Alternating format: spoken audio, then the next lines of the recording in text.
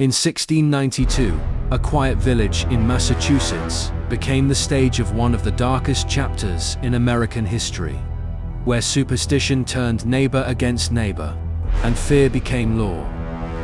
It all started with two young girls, Betty Paris and Abigail Williams, who began to scream, convulse, and claimed they were tormented by unseen spirits. Doctors couldn't explain it. And so, the villagers whispered one word: witchcraft.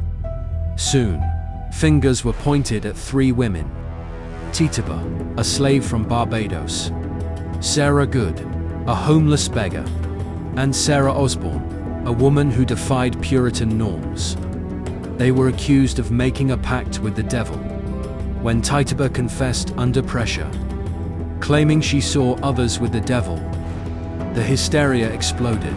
Anyone could be next. By the spring of 1692, the courts were full.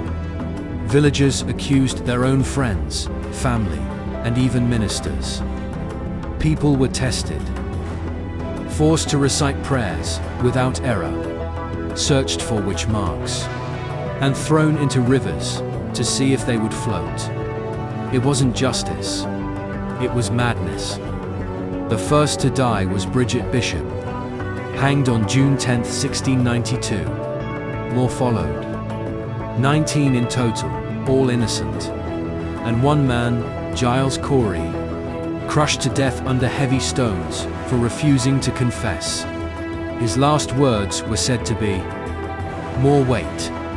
By the time the frenzy ended, over 200 people had been accused. The courts finally realized the horror of what they'd done. And years later, apologies were made. But the damage was eternal. The Salem witch trials remain a warning.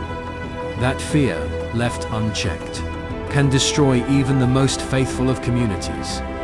History remembers the witches of Salem, not for their guilt, but for the tragedy of blind belief.